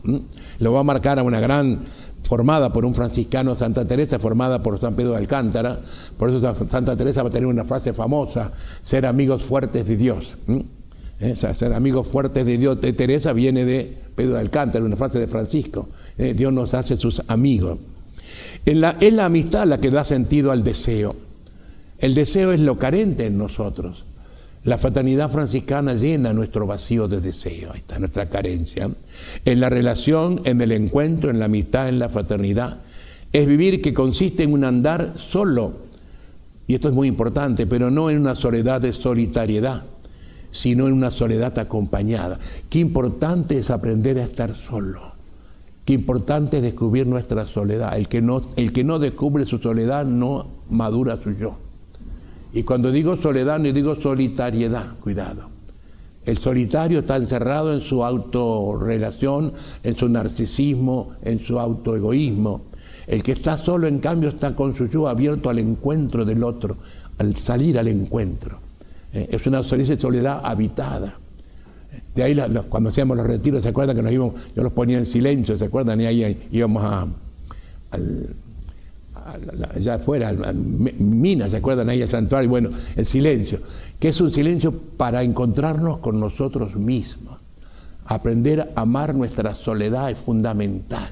Francisco se iba solo al bosque, pero no para estar solitario, sino para encontrarse consigo mismo, para encontrarse con el totalmente otro, para salir de un yo que se autocierra y abrirse a un tú que impacta y que golpea. Un yo que encuentra y se relaciona consigo mismo. Ahí está. Eso es el silencio. Un yo que se relaciona consigo mismo, porque la mayoría de las veces estamos peleados con nosotros mismos, no estamos peleados con los demás, es con nosotros mismos que estamos. Entonces no logramos ir al encuentro del otro, nos salimos de nuestro yo. La fraternidad es relación, vínculo, encuentro, dejarnos encontrar por el otro que nos quiere de verdad y consentir el amor del hermano como un signo de Dios en mi vida. Eso es lo más desafiante de la vida fraterna. El otro que no es el que yo busco o el que yo quiero, sino el que Dios coloca. Todos nosotros que estamos aquí no nos buscamos, nos encontramos. Caímos aquí porque el Dios nos hizo encontrar. Y eso es lo que Francisco llama el sacramento. Dios nos hizo encontrar. A mí me gustó cuando, ¿se acuerdan que yo cuando estaba acá, a veces ustedes me preguntaban, Miguel, es tu celibato, que no tenés hijos, que no tenés mujer, no tenés... Digo, ustedes son mis hijos. Y los digo, ustedes son mis hijos. Y sus hijos serán mis nietos. Y me acuerdo cuando se casó la primera hija de Ezio Menoni, me mandó una carta, un mensajito a Ezio Menoni y dice, Miguel, te aviso, se casa tu nieta. ¿No? Claro, porque es cierto, no es que el celibato nos quita la relación de amor, nos quita un vínculo natural, pero los hijos y los nietos son vínculos mucho más profundos que los puramente consanguíneos, ¿no es cierto? Ustedes son como la familia, nosotros los queremos como hijos, como yo que soy viejo, son como generaciones, son vínculos profundos, pero que no van por el interés, sino por el compartir la vida. Esta es la fraternidad, lo que Francisco nos enseña, ¿no? Bueno, por ahí va. Es el mirar, pero un mirar en profundidad. Todo bien, todos bien, sumo bien, dice Francisco. Siempre mirar al otro como don de Dios, un don que Dios colocó en mi camino y tengo que preguntarme por qué lo colocó. ¿Qué me dice Dios con cada uno de los hermanos que están frente a mí? Es la gran pregunta. ¿Qué nos dice Dios? Estamos juntos aquí hoy. Yo no creo que sea casualidad y simplemente gusto de uno. Sí, aparentemente parece que es así. Pero la pregunta es, Dios nos juntó aquí. ¿Para qué nos juntó? ¿Qué espera? ¿Qué quiere de nosotros? Por algo nos juntó hoy acá. Y por algo nos hizo mirar la figura del hermano Francisco. Porque hay algo en Dios que quiere mover en nosotros. No sé si me explico. Ahí está cuando Francisco dice sacramento de Dios, signo de Dios. Admirar es ir más allá, no es mirar, es admirar, mirar más allá de lo inmediato. Es la capacidad de exagerar lo bueno del otro. Francisco dirá, el Señor me concedió a mí el Evangelio, el Señor me regaló hermanos, el Señor me dio fe. Lo esencial para Francisco es la conciencia del don. Dios me regala. El Señor nos regaló uno a otro. Acá estamos como regalo de Dios. La residencia es un regalo de Dios. Y los que vamos encontrando son regalos de Dios. Ahora, cuando Dios te regala algo, te pide algo también. Algo te está pidiendo con el regalo que te hace. Está esperando una respuesta tuya, ¿no es cierto? Una de las características de la fraternidad es justamente la búsqueda de la soledad que hablábamos antes, ¿no? Y no confundamos soledad con solitariedad.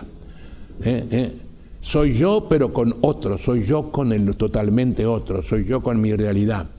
La soledad me permite ver la vida como un gran regalo y gozarla.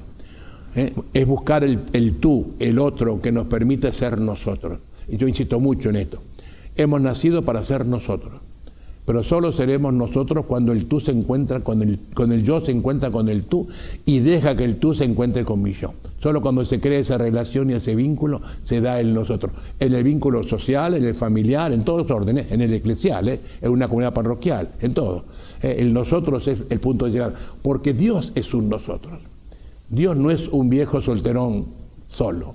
Dios es un nosotros. Es vincular, es relacional. Por eso es amor. El amor es vínculo, es relación, es movimiento. El silencio habitado desde el silencio del propio yo nos permite encontrarnos con el nosotros, el totalmente otro. Nadie se encuentra con Dios sino en el silencio profundo del encuentro contigo mismo. Si no hay silencio con uno, tampoco hay encuentro con Dios. Quisiera indicar algunas expresiones típicas de Francisco para la fraternidad, que ya las hemos dicho varias veces. Encontrarse, dejarse encontrar, crear vínculos, y con y entre nosotros. Y él usa dos verbos importantes cuando escribe las cartas a los fieles: estar y encontrarse. Leo a Francisco, cito a Francisco: donde quiera que estén los hermanos, que se encuentren unos con otros. En el estar y en el encontrarse con el hermano, compartan, dice Francisco, mutuamente con familiaridad. Pónganse en confianza el uno con el otro, cuando estén y cuando se encuentren. Porque nos vamos bien. Cuando nos encontramos y nos confiamos, nos vamos mejor que cuando llegamos. Cuando nos amontonamos y no nos confiamos, nos vamos peor de cuando llegamos. Piensen en las experiencias que tenemos. Hemos tenido experiencias de amontonamiento y de no confianza, y nos vamos más enojados que cuando llegamos. Tuve que bancarme, me aguanté todo esto. En cambio, cuando voy confiado y me encuentro confiado, me voy mejor. Me voy sano, me voy como me hizo bien, me sanó, me curó. Estos encuentros de ustedes son buenos para ustedes y para nosotros. Nos hacen encontrar, nos hace confiar, nos hacen crecer. Pero también para los frailes que compartimos estos encuentros nos hacen bien. No es que estamos afuera nosotros del reparto, somos parte de ese ser fraternidad, de ese ser encuentro, diálogo, ¿no? Encontrarse y dejarse encontrar, estar atento, es el vínculo que permite ser y vivir las relaciones, porque el hermano es un ser vivo. En estar y encontrarse, dos términos que el hermano Francisco coloca centrales en la relación fraterna. Otro término importante es el de la confianza, que también hemos hablado, confiar en el hermano. Confiar tiene que ver mucho con la palabra creer. Yo creo en Dios cuando confío en Dios. Yo creo en el hermano cuando confío en el hermano. Y no confío en el hermano porque el hermano es perfecto. Confío en el hermano porque sé que comparte conmigo el camino de la vida. Y por lo tanto no es que confío porque es perfecto. Me puede fallar, pero yo confío en él como yo puedo fallarle. Él confía en mí. La confianza va más allá de la exactitud, de la perfección. ¿Por qué? Porque Francisco es hermano confiado, confía en Dios, el limosnero, dice él. Confía en los hombres, confía en la bondad de la vida. Yo diría que el franciscanismo es una espiritualidad de confianza, aunque a veces nos cueste esa confianza. Y aunque a veces tengamos la tentación de desilusionarnos, porque a veces podemos desilusionarnos. Cuidado con eso, es una tentación. Nunca perder la confianza, porque Dios nos da la confianza. Ese es el punto clave. Es una espiritualidad del encuentro, de la relación, de la bondad, que hace que las relaciones puedan ser fluidas y alegres.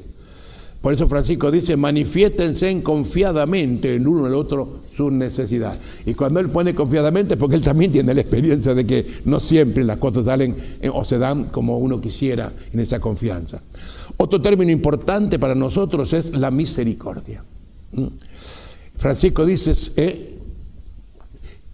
dicen: sean misericordiosos como Dios es misericordioso. ¿Y de dónde toca el tema misericordia? Fíjense que dice: sean misericordiosos como el Padre suyo es misericordioso. Cita a Jesús. Francisco vivió la espiritualidad de la misericordia. La misericordia es el corazón y el núcleo de esa experiencia de fraternidad. ¿Por qué? Porque la misericordia es la práctica de la ternura frente al otro. La palabra misericordia es una palabra muy bíblica que significa... Gesed, se dice en hebreo, significa los sentimientos de una madre frente a un hijo en peligro. Esa es la palabra misericordia. Cuando decimos Dios misericordioso, decimos Dios que está preocupado porque estamos en peligro. Es una palabra materna, Gesed. La misericordia es, practicar la misericordia es comportarse como madre. Por eso decía en el texto anterior, si una madre tiene misericordia por su hijo, ¿cuánto más tú la tendrás tú? Es decir, tú tienes que colocarte como madre del otro, en el peligro del otro. Ahí sos misericordioso. Cuando ves el problema del otro, la dificultad del otro, el peligro del otro, ¿no? Y él lo va a decir al final de su vida: el Señor me hizo ver, me hizo admirar el dolor del leproso. Cuando yo estaba en la inmisericordia, cuando yo estaba en el mundo sin misericordia, el Señor me condujo al leproso. Y fíjense que el Francisco de tantas experiencias de Dios, la única que recuerda en el testamento es la del leproso. Cuando yo estaba en lo amargo, dice él, en el rechazo del otro, el Señor colocó delante de mí al leproso. ¿Y qué hizo él? Disparó. Hasta que se dio cuenta, volvió sobre sus pasos, volvió al leproso, lo abrazó, lo besó y se fue con él. Y ahí comienza el cambio de su vida. Por eso él dice en el testamento, el Señor me colocó entre los leprosos y yo practiqué la misericordia. Es la única experiencia de su vida que Francisco coloca en el testamento, porque la deja para nosotros. Cuando te encuentres con el otro en el dolor, practica la misericordia. Es decir, sé una madre atenta al dolor de su hijo. Ahí está. Yo diría, la fraternidad es misericordiosa cuando está atento a los dolores de la sociedad contemporánea. La fraternidad de la RUF, la fraternidad de ustedes está atenta. Yo me pongo muy feliz cuando llegan mensajes de ustedes que dicen, estamos haciendo la colecta de invierno, estamos haciendo el programa Jeremías, estamos ayudando con algunas becas para jóvenes buenos que no tienen recursos, estamos ayudando. Eso es misericordia. Cuando estamos atentos como una madre a otros que nos necesitan. Cuando salimos de nuestro comodismo o nuestro confort y cuando expresamos que el amor nos está tocando, porque solo el que tiene amor tiene esa sensibilidad, es capaz de admirar, no de mirar, de admirar. Entonces yo miro al otro y digo, no, ¿qué podemos hacer juntos para hacer dentro de los límites? No se trata de hacer cosas dentro del límite que podamos, pero lo que podamos lo vamos a hacer, nos vamos a esforzar, porque si Dios nos dio tanto, ¿no podemos dar algo también nosotros? Ahí está. Por ahí va la cuestión. En la fraternidad la misericordia no es una actitud entre muchas. Yo diría que es el humo, el sustrato. La fraternidad es el lugar de la misericordia, para aprender a comprendernos, a mirarnos, a no reducirnos a un grupo cerrado, sino que somos un grupo abierto, que queremos ser hermanos de todos y para todos. Aprendemos, yo diría, la residencia es la escuela que nos enseña a ser hermanos para poder seguir siendo hermanos de todos y para todos. Y entonces la residencia cumple su razón de ser. No es solo formadora o contenidora de intelectuales, culturales, sociales, sino es formadora de hermanos para una sociedad que necesita hermanos, para transformarse y ser distinta. Y el último punto que le dejo es la paz. La paz como bien supremo, otro tema de Francisco. Cuando los hermanos vayan por el mundo, digan Pax et Bonum, y lo leemos románticamente. Pax, en latín es Pax et Bonum, paz y bien. Y nosotros lo leemos románticamente, porque a nosotros nos queda lindo. Ahora, en el tiempo de Francisco, esas comunidades horizontales eran muy fuertes entre sí, pero se odiaban entre ellas. Y por lo tanto, había guerra entre ellas. Y la guerra era por defender cada una sus intereses. Pax et Bonum sonaba como, no se peleen y compartan los bienes.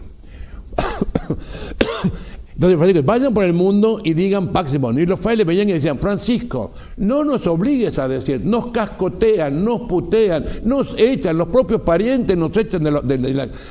Y Francisco dice, el Señor me reveló que dijéramos Pax et Bonum, vayan y digan Pax et Bonum. Hoy diríamos justicia, paz y salvaguardia de la creación. Lo traducimos así nosotros los franciscanos hoy. Pax et Bonum tenemos que predicar la justicia, la paz y la salvaguardia, el respeto de la creación. Eso es Pax et Bonum. Y hoy suena eso también subversivo. En una ciudad como la nuestra.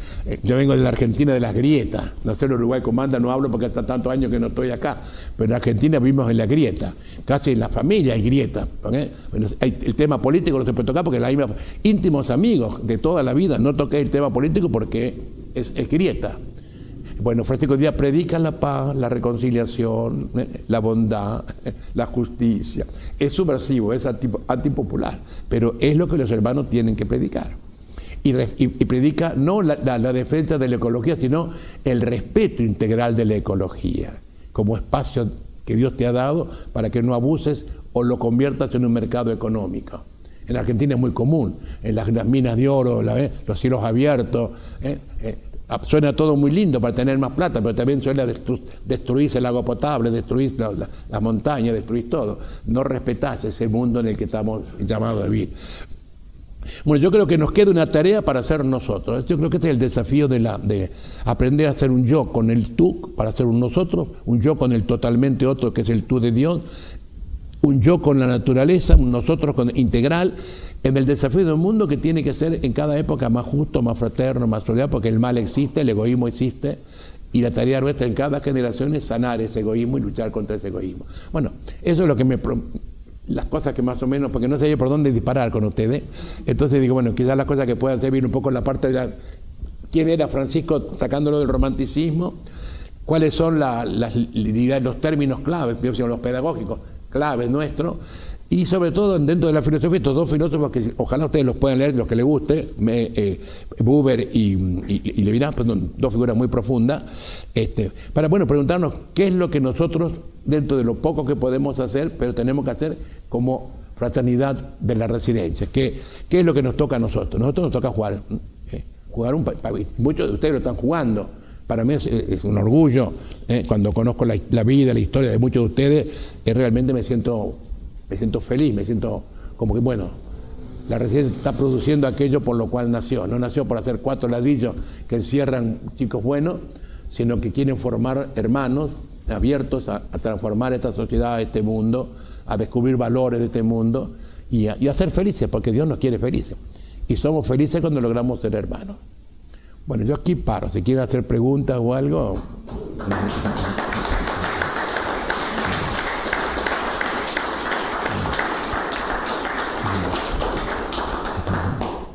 No sé si responde lo que querían o no. Miguel Ángel, ¿qué diferencia piensas que hay entre la misericordia y la caridad? La caridad como la entendemos nosotros es peligrosa. La palabra caridad es buena porque la caridad viene de caritas, y caritas sería el amor misericordioso. Pero hoy cuando decimos caridad es casi como que doy por amor de lástima. Tiene mucho de lástima, y cuando yo doy con lástima estoy arriba del otro, miro por arriba del hombro, me da lástima, lo ayudo porque me da lástima. En cambio la misericordia es yo me pongo en el lugar del otro. Si yo fuera el que está allí, ¿qué esperaría del que pasó al lado mío? Esa es misericordia. Vos sos madre, ¿qué harías vos por un hijo que está en la calle? ¿Qué? Cualquier cosa. Eso es misericordia, un amor de madre frente al drama de un hijo, al peligro de un hijo, al riesgo de un hijo, ¿no? Entonces, cuando nosotros decimos caridad, la palabra es una de las palabras manoseadas. La palabra caridad en sí mismo, cuando se usa en la escritura, es caritas, significa el amor misericordioso. Pero generalmente cuando hoy decimos caritas, no, cuando hoy decimos caritas, decimos ayudamos a los pobres. Y generalmente hay mucho de, digamos, casi como de lástima, porque me dan lástima, pobrecitos, ¿no? Claro, entonces y de hecho a veces llevo a la Cáritas todo lo que me sobra, todo lo que yo no uso, todo lo que... Está bien, bienvenido sea porque hay gente que lo necesita, pero a veces no es que lo comparto por amor, sino por lástima. Y a veces para liberarme de cacharro que no sé dónde llevarlo, ¿no? Entonces la Cáritas agarra todo. Nos pasa eso. No sé si te contesto. Claro. ¿A qué edad falleció? ¿A qué edad falleció Francisco? 44 años. Y falleció enfermo, porque no se cuidaba, él muere casi ciego, enfermo de tuberculosis ósea tenía, o le han hecho estudios últimamente en el último encuentro del DNO, y ha sufrido muchísimo, de mucho dolor, ha sufrido muchísimo, psicológicamente y físicamente. Pero fíjate, para poner un ejemplo de Francisco en este contexto, está ciego y enfermo, le han puesto una capa, un poncho, digamos, pero le han prohibido terminantemente, porque el padre lo conocía, que regalara esa capa a nadie, porque por su salud era, ¿no? Porque él regalaba todo. Entonces, prohibido terminantemente. Entonces va al médico, al médico lo llevan para los ojos, estaba ciego casi. Y llega una viejita pobre, y se podía charlar con la vieja. Y la vieja dice, no, yo no puedo, dice, porque no tengo plata para pagar los remedios, Dice, sí, dice, bueno. Entonces el médico saca la capa, te la dan, yo te la regalo esta capa. Y te aviso, van a venir mis hermanos a pedir, no se las des. Dile, el que me la regaló me dijo que no tenía que dárselas, que me las regaló. Y vos la vendés y con eso pagás al médico. Bueno, pasó, fue Francisco, y la capa, hermano Francisco, los viste, hermano, ¿cómo te prohibimos? No, yo no se la regalé, se la devolví. Porque ella me la había prestado hasta que yo la necesité. Pero como yo ahora la necesito menos que ella, se la devolví porque era de ella. La capa era de todo, ella es hermana, es genial. Se está muriendo con loco histórico esto, ¿no? Genial. La famosa leyenda del lobo de Gubbio, que no era un lobo, era una loba, también hay en este mito, que era, había una mujer que tenía hijos que era muy pobre, sola con 3, 4 hijos. Y esta mujer, los hijos pobres iban a robar. Francisco va a Gubbio y le cuenta la historia de la mujer. Entonces, ¿qué hace? Llama a la mujer con los hijos y llama a los importantes del pueblo. ¿Y qué le dicen? No quieren que ella robe, denle de comer a los hijos. Se le dan de comer a los hijos no van a robar más. Y la señora va a ser buena madre. La ciudad de Gubbio se compromete a alimentar a la señora con los hijos. Esto que es histórico se vuelve a la leyenda. Francisco paró el lobo de Gubbio porque la mujer se hizo famosa como santa y ya no podían contar la leyenda de la loba, porque la loba, que la llamaban loba de sobrenombre, se había vuelto santa. Después de que le encuentro con Francisco, se había vuelto una gran mujer. Entonces empieza a contar el cuento del lobo de Gubbio como si fuera un lobo que viene y le dan de comer al lobo para que el lobo no se robe la comida. No, eran los hijos de la mujer que el pueblo los ubica y se acabó la violencia, ¿no? Se acabó. Porque entonces en Gubbio está la capilla, y se sabe porque la capilla dice la loba de Gubbio, no dice el lobo de Gubbio, la histórica, digamos, ¿no? Donde se hace el pacto con esta familia, por lo cual, justicia social. Mira, si vos no querés que haya gente que robe, ayudarlo socialmente, buscar la salida social, ¿no? De cosas como esta en la vida franciscana es muchísima. Pero toda la primera generación franciscana en esto es muy fuerte. Es muy fuerte, de esto de lo que llamamos justicia social hoy, ¿no? Pero no justicia social en sentido partidístico, militante, sino del equilibrio armónico de la convivencia sana, y que a nadie le falte lo necesario para vivir, ¿no? En ese sentido, ¿no? Eso es muy fuerte, digamos, la experiencia del mundo franciscano, muy fuerte. Y hay mucha gente que lo practica, muchas mujeres, ¿eh? Yo quisiera escribir un libro antes de morirme, si Dios me da salud, que se llama El rostro femenino del carisma franciscano. Una serie de mujeres laicas contemporáneas, impresionante, que sacudieron la Europa, pero sacudieron la Europa, ¿eh?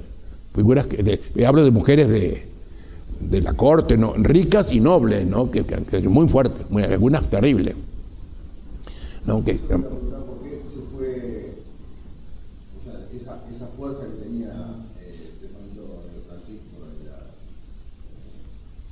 la primera etapa? Se fue bajando y se fue releyendo, porque yo creo que hoy hay muchas cosas que se hacen que no se dicen, muchas cosas que se mantienen, ¿no? Te digo un ejemplo. Yo vengo de Olta, yo vengo de Olta, un pueblito del norte, hay una escuela técnica de agua, la única del país donde ahí no hay agua, es un drama el agua en el norte, hay unos técnicos muy buenos docentes. Bueno, cuando yo conozco la escuela, la visito y toda la escuela técnica de agua, curioso, una escuela técnica no tiene laboratorio. Entonces cada vez que tenían que hacer tenían que ir a la ciudad de La Rioja 250 kilómetros, ir y volver, económico, lo que hacía ridículo la escuela. Bueno, yo me contacto con Europa, un centro franciscano nuestro que está en esto, y cuento, hacemos todo un estudio serio, y digo, aquí hace falta un laboratorio para el agua. Bueno, este centro, en honor al mártir Carlitos Muria, regaló $75.000. Regaló un laboratorio. Ahora sí, como son europeos, ¿no? Te controló hasta el último centavo, ¿viste? ¿No? De las compras, todo. Pero, y el laboratorio fue bendecido por el obispo como un don de la familia franciscana a la ciudad. Pero cosas como esas hay muchísimas. Una de las cuestiones franciscanas es que no aparezca lo que hace el bien. Si no, parece que lo haces para que la gente Yo te lo cuento ahora porque lo pediste, pero hay muchas cosas como estas que se hacen y que no se publican porque uno no... Un poco por lo de Francisco, que lo haces por amor a Dios y que nadie tiene por qué enterarse de que estás ayudando a alguien, ¿no? Pero hay muchas de ahí. Nosotros tenemos un movimiento muy grande a nivel de es decir, cuando el superior pasa por los conventos, en Europa sobre todo y Estados Unidos, mira la economía, ¿no? Y dice, bueno, ¿cuánto hace falta para este convento? Tanto. Esto sobra. Generalmente lo que sobra se lo llevan y van a estos centros para ayuda a la África, Oriente, ayudas sociales, ¿no? De cada convento.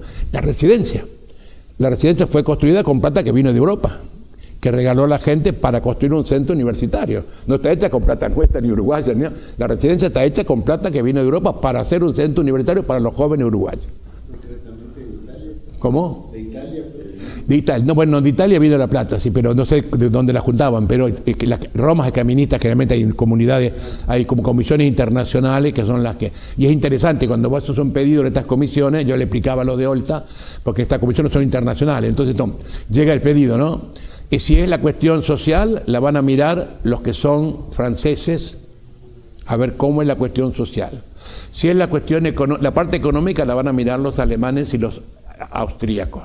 Si es la cuestión de popularidad, la van a mirar los españoles. Es decir, el proyecto es estudiado por varios rostros, a ver si responde a todos los rostros, ¿no? Y si son los italianos mandarle fotos de todo lo que hace, ¿viste? Ellos quieren, porque después las ponen en las parroquias, ¿viste? Es interesante. Entonces, cuando vos haces estos pedidos, sabés que lo económico te lo van a controlar, y Alemania hasta el último centavo, pero no porque son malos, sino porque son alemanes. El alemán es preciso, ¿viste? Y los franceses van a preguntar, ¿cuál es la característica social? ¿Cuál es el alcance sociológico de este proyecto? Y cada cultura va a hacerse presente en la comisión esta de los proyectos, ¿no? Pero hay muchos, por ejemplo, hay muchísimos en el mundo que se está trabajando en esto, pero que no se dice, no se publica, ¿no? Pero hay muchos. Lo que pasa es que además hay una relación, por ejemplo, yo hablé de Francisco, pongámosle 1500, 1400, cuando nacen los bancos. ¿Dónde nacen los bancos? Los bancos nacen en esta ciudad italiana de Florencia. Florencia no, en Florencia no, es cerquita, y en Siena, los bancos en Siena. En Siena nacen los bancos, claro, los bancos, claro, y en Siena nacen los bancos. ¿De dónde nace la palabra banco? Es cuando comienzan las comunidades estas horizontales a tener moneda. ¿Dónde se cambiaban las monedas? En los bancos de la plaza de Siena. Ya se atrapaba el banco. La gente iba a los bancos y ahí cambiaban las monedas. En ese juego económico de monedas que se cambian y que empobrecen y que enriquecen, ¿quiénes perdían? Los pobres. ¿Qué inventan los franciscanos? El banco hipotecario. Es un invento franciscano. Un banco en que los pobres pueden pedir plata y poner algo y devolverla cuando la tienen. El banco hipotecario es un invento de los frailes. Para decirte, en cada época han inventado algo que responde un poco a este espíritu, ¿no? Bueno, la pregunta es ¿qué inventamos hoy los franciscanos, no? El desafío nuestro es hoy. Pero en cada etapa siempre se han caracterizado los frailes por dar una respuesta al momento, ¿no es cierto? Es decir, la demanda del momento, bueno, ¿no? Entonces, bueno, la pregunta es ¿en qué nos caracterizamos? Por ejemplo, porque ustedes hoy están ayudando en varios lugares. Bueno, es la respuesta de hoy. No sé cuál será dentro de 50 años, ¿no es cierto? Y después los servicios que se hacen, es un poco... Esta es la creatividad de la respuesta al ser hermanos hacia afuera, ¿no? Porque el peligro es que nos quedamos con los hermanos hacia adentro, la pasamos bien, estamos muy lindos, pero no nos abrimos hacia afuera. Acuérdense que mi insistencia en aquellos tiempos era la residencia que ustedes la agarraron, ¿no? Decir, bueno, en el mundo, ¿qué va a pasar cuando ustedes estén fuera? En el medio, yo lo llamo en el medio, ¿no? Porque no se podía hacer mucho en la época militar, ¿se acuerdan? Entonces hablábamos todo medio en códigos, ¿no? La residencia es en el medio social era, ¿no? ¿Cómo vamos a hacer presente esto? A no quedarnos encerrados, ¿no? En esto. Por ahí es la cuestión. No sé si... ¿Cómo? En este libro que vas a escribir sobre las mujeres. Sí. ¿Hay alguna personalidad de América? ¿Las mujeres? ¿Están todas muertas? No, pero sí hay la historia. Ah, ¿Hay solamente mujeres de Europa o hay americanas? En el libro que sí, vas a escribir. sí. ¿Qué pregunta? Si hay mujeres americanas. Ah, no, son mujeres de la primera generación, de los primeros 100 años. Son de los primeros 100 años. Todas santas, ¿eh? Pero yo quiero que las conozcan como mujeres, no como santas. Porque cuando las hacemos santas las ponemos allá arriba y las deshumanizamos. Son mujeres, pero terriblemente comprometidas, ¿no? Terriblemente comprometidas. Hay una carta, Isabel por ejemplo, Isabel de Hungría, le escribe a Clara de Asís, porque el Papa no quiso. Isabel de Hungría es muy noble, hija del rey de Hungría. El Papa está en contra de estos estilos franciscanos. Entonces, no, dedicate a otra cosa, consagrate a Dios por otro lado, la pobreza va por aquí, ¿no? Y le escribe a Santa Clara, y Clara le dice, el Papa me escribe esto, yo quiero saber cómo pensás vos, ¿no? Y Clara le dice, ese estilo que dice, mira, sobre este tema, a ese no lo escuches, pero no dice quién es ese, a ese no lo escuches. Sobre este tema escucha a este y este, pero a ese no lo escuches. A ese es el Papa, que era amigo de ella, pero se peleaba con ella. Clara de Asís tuvo 6 papas amigos que la admiraban, pero con los 6 se peleó, porque las convicciones que tenía eran esas y se plantaba. Es interesantísimo, la relación de Clara con los papas es interesantísimo, porque la amaban, porque era una mujer extraordinaria, pero la peleaban por pero no lograban doblegarla. Esto es así y es así. Y cuando las mujeres se plantan, son peor que los varones. Los varones somos más diplomáticos, logramos, no, cuando la mujer se planta y estas figuras son hermosísimas, ¿no? Isabel de Hungría, Ángela de Foligno, viuda, Inés de Asís, Margarita de Cortona, figuras pero muy fuertes, mujeres así, que marcaron su época, ¿no? Marcaron las princesas de España, que revolucionaron toda la corte española. Porque además, siendo mujeres de sociedad, incidían muchísimo. Eso es lo que no quería, porque terminaban creando discípulas, ¿viste? Entonces daban vuelta a todo. Y en eso, en cuanto a la pobreza, la libertad, la paternidad, eran terribles, ¿no? Clara le decía al Papa, yo no fundé nada. El Papa hace una regla para Clara, que era íntimo amigo de Clara, amigo, y le hace una regla. Y Clara dice, no, yo no fundé nada, yo soy hermana franciscana pobre de Asís. Yo no soy fundadora de nada. Y Clara es el rostro femenino de Francisco. Es la hermana Clara. Y el Papa no quiere que se llame Sor, porque Sor es el femenino de frater.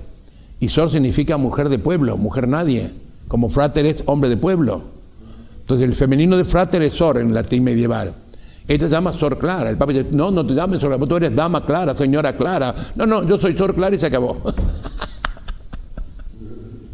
Claro. Lo que pasa es que hoy Sor no suena elegante, no suena a título de... No, Sor era una palabra vulgar. Entonces, como Clara iba a llamarse Sor. Porque ahora con eso te la excomulgan. Una desobediencia. No, en aquel tiempo también. Lo que pasa es que había vínculos humanos muy fuertes, ¿no? En aquel tiempo era peor que ahora. Me olvidé ahora que este Papa. El Papa Francisco ha hecho 2 documentos donde retoma todo el pensamiento franciscano para hoy. Que los recomiendo que los estudien y los lean. Laudato Si, habla sobre la creación, todo inspirado de San Francisco. Y Fratelli Tutti. Fratelli Tutti, el Papa lo escribe, ¿y saben dónde firmó?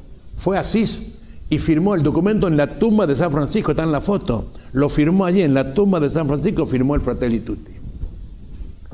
¿No? Para decir, el Papa tiene, y por eso se llama Francisco, porque está convencido que esta época se parece tanto y hace falta ese estilo de Francisco para cambiar esta época. La Iglesia necesita esa espiritualidad hoy. Y es interesante porque el Papa es jesuita. Esto es lo que llama la atención, porque él es jesuita. Uno diga, podía haber seguido, no. Él sigue en la línea, es muy fuerte en la línea franciscana, ¿no? Y marca mucho eso, y por eso a los frailes los tiene muy cerca, ¿no? Y digo, estos 2 documentos los toma de Francisco y lo firmó en la tumba de San Francisco.